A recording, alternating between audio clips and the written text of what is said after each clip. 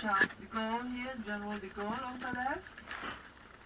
We cross over the Champs-Élysées for the first time. So that Christmas, so-called Christmas market there, that opens at 10 o'clock. Ja, ja. Kannst du mir dann Annabelle geschrieben? Wassertreffen.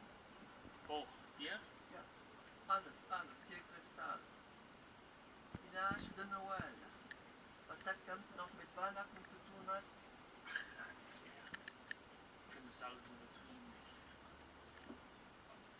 Wir leben in einem Überfluss. In einem Überfluss. Es kotzt mich an. Ja. So we cross over the Champs-Élysées and we go towards the Élysée Palace here, coming up on the right side. The office of the President of the Republic. And just in front of us is the Ministry of Interior Affairs. Police. So here behind this wall here, the Élysée Palace, built at the beginning of the 18th century by the Count of Évreux, that's in Normandy. So we cannot go in front of the palace because of the security events, but you can have a look at it.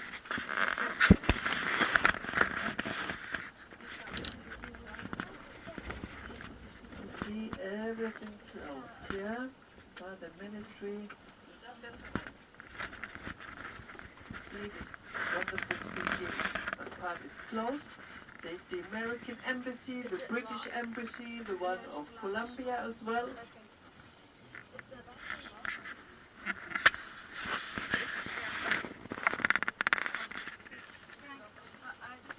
So we continue here.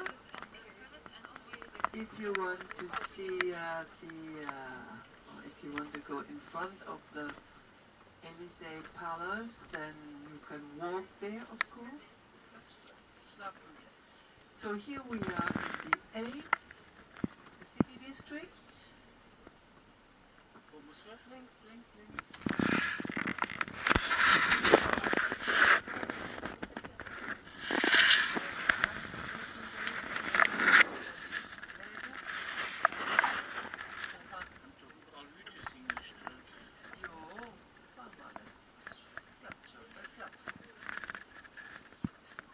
So it's a bit small, but it's okay.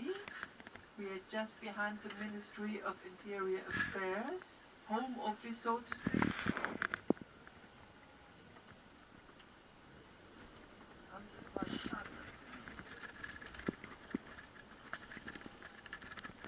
Ja, das klappt schon. Warum haben Sie die Straße gesperrt? Ja, wegen der Attentate. Ach so. Sag ich doch. Das wird auch noch wohl immer so bleiben. Dann weiter, immer weiter. So, the city district here. There are many banks, there are solicitor offices.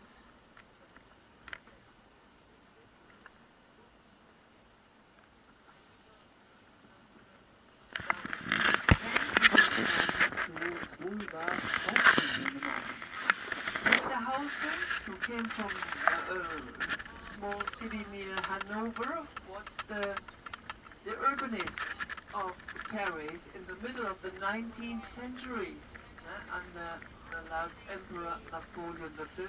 Scharf rechts wohl auf. Here we have got a statue of him. So he created Paris of today.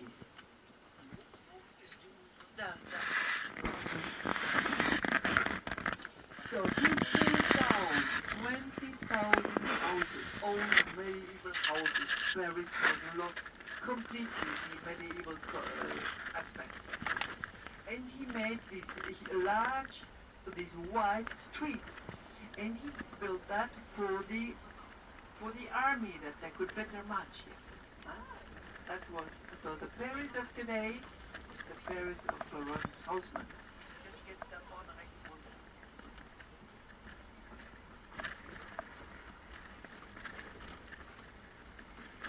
Es ist etwas übersichtlich. Hier hat er sich nämlich ein bisschen vertan, wenn du mich fragst.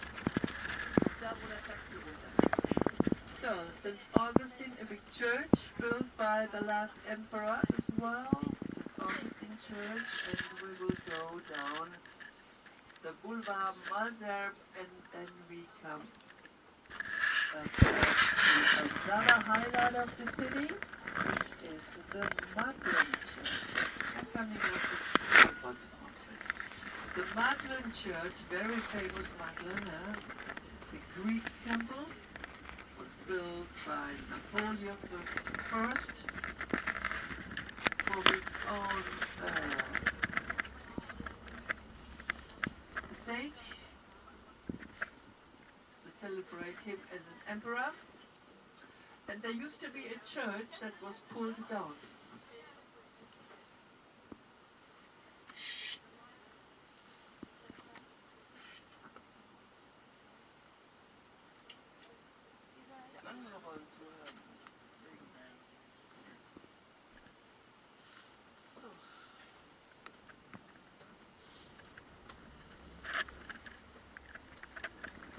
Now the Napoleon Bonaparte, he had to go twice to exile. The first exile that was in 1813 to the island of Elba in the Mediterranean. And when he went there, they couldn't use this building here anymore. And then they were thinking, what shall we do with the building now? They wanted to put a stock market in there, didn't do it. Then the first National Library, that didn't going to happen either. And it nearly became a railway station, but then they gave it back to the church. So it is a church coming from a Greek temple, the very famous Madeleine.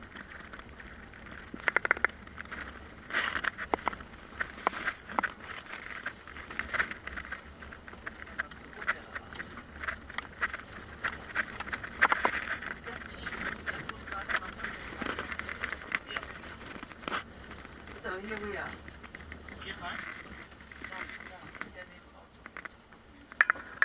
Here we are. No windows, it's a closed building. It's just the front entrance. So we continue on the same Boulevard de la Madeleine, and we are heading towards another highlight of the city, which is the Opera Garnier. And all around here, this Madeleine Church, there are delicatessen shops. There are specialists here for mustard, for instance, on the right side.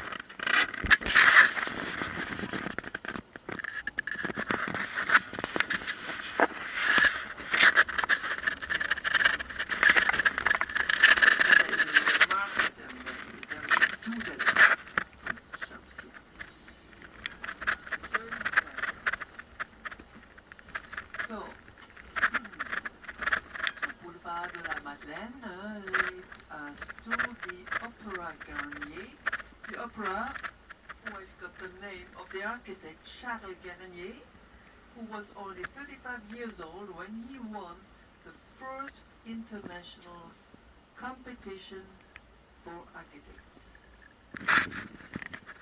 Napoleon III had it done, this competition.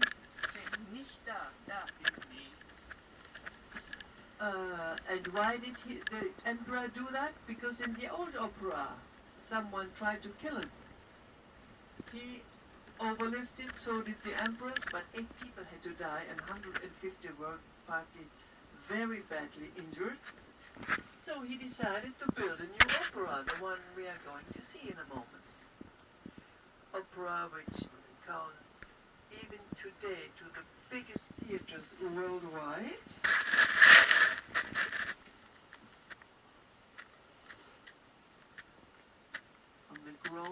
It's on the ground floor of 10,000 square meters. But only 2,200 seats are in here in comparison to the Scala, the big opera house in Milano, that has got 3,600. So, jetzt ganz schön langsam nach links. So they decided then in 1989 to build a new opera, and this is used here for ballets. Here we are, Opera Garnier. You see on top the Roman god of music, that is Apollo. He's holding his lyra high up. And this opera has 3 entrances. Here, the people went in here, the main entrance. The emperor had his own entrance, and the administrators and the artists, the dancers, as well another entrance. We will see that in a moment. So, during the first month, people went to the opera without knowing what was on stage. Because they loved the building, absolutely, and what the architect perfectly realized was he could transfer people who went in there into a dream world. They could, at least for a couple of hours, they could forget their worries and their daily struggle in life. So they loved the opera. They went in without knowing what was there. So, schön langsam bis unten hin zur Rückmache. So just behind this opera, there is the main shopping center of the city. Boulevard House, the Galerie Lafayette, you might have heard about it, the Printemps, the Romaine. We will go here a little, we will do this boulevard. Famous, by the way, for the Christmas decoration, inside and outside. I invite you by all means to go in and to have a look at it. You can take an elevator and you can go on top on a terrace and you have a beautiful view over the city.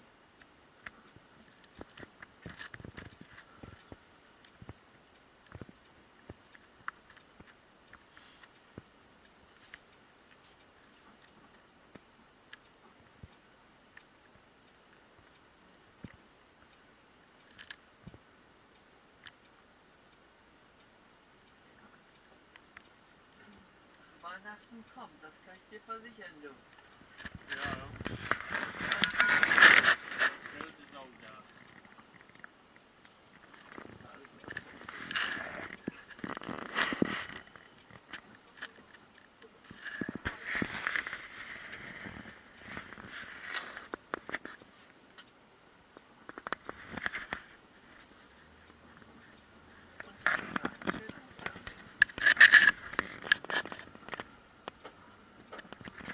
So here we are, the Galerie Lafayette. Many people come here for sightseeing, huh? To look at the windows inside, you see there are little steps there, that's for the children, properly, etc. So, und dann fahren wir sofort gleich da links wieder hin. Nicht?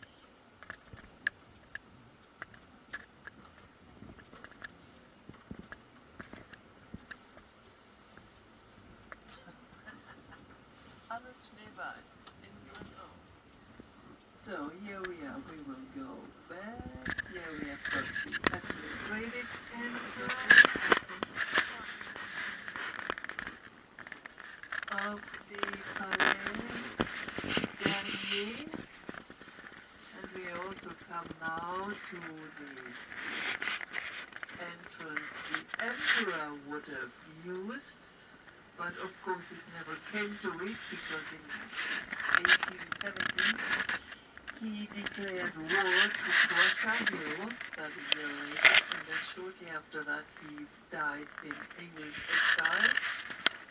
And the opera was inaugurated only in early January 1875. Here, by the way, here's a little statue there, a bust there, a portrait of the architect. And an inauguration evening done by the President of the Republic, of course. The architect was not invited, which was very mean, because he had declared this is the style of Emperor Napoleon III. But France was then in the Third Republic. The emperor was gone. So he was not invited. It was actually very mean, huh? So he had to buy his own ticket. But people realized him, they recognized him. And very, a big success. So we continue and we will cross over the most elegant place of the city, which is the Vendôme place, one of the four former royal places still existing today. Da vorne fährst du rechts ran, bitte, nach der roten Ampel. Da ist da eine Säule auf dem Platz, fährst drum rum und dann kommen wir den Weg wieder zurück. Und dann fahren wir da runter. In Ordnung? Ja, runter. Jetzt gehen wir erstmal Ja, runter, Säule und und da dann. runter. Ja, Jawohl, so machen wir das. alles klar. Ne?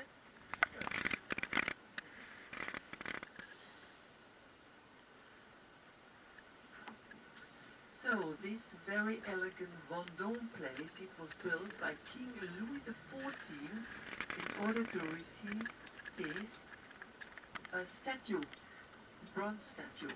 But it was melted by the revolution from 1789. And what we see now there is the column of Austerlitz. Austerlitz, that was the most spectacular victory of Napoleon Bonaparte, 2nd of December 1805. Why is it so important? Because it was he won that battle on exactly precisely 1 year after he had declared himself as an emperor. It was on the 2nd of December 1804.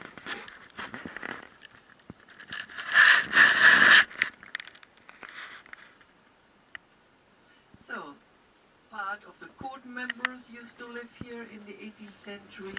Very wonderful. Quite a few famous people lived here in the 19th century. Frédéric Chopin, composer, Polish composer, who used to live here. He died here as well. And the princess Metternich, the princess Castiglione, lived here. Cesar Ritz from Switzerland, he started here. His very famous hotel chain coming up in a moment. You can see the Ritz Hotel. So the huge big building on the right side of this column here belongs to one of the richest, probably the richest man worldwide, which is the Sultan of Brunei.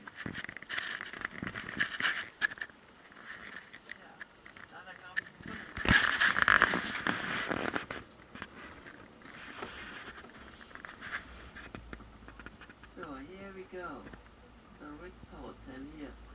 The Ministry of Justice, just next to it was a little flax.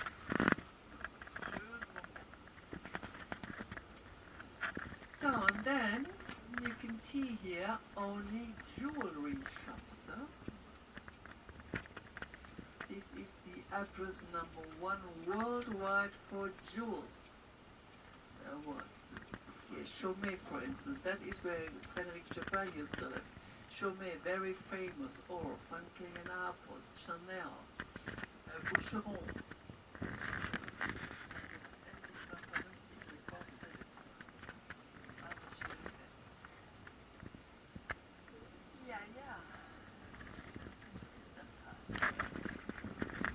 Ja, das ist überall so.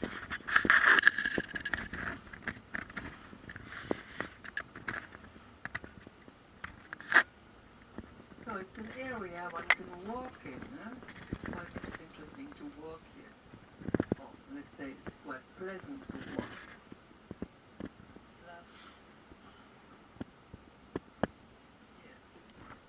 Cartier, very, very famous French jewelers. Cartier. They're only open a little later. People in 45 then they go and buy a jewel. Ja.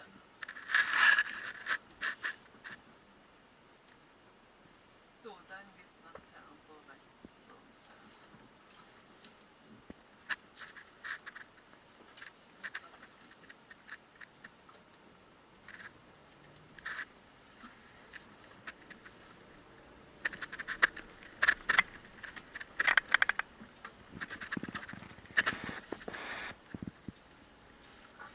So, a nice view on the opera again, on the left.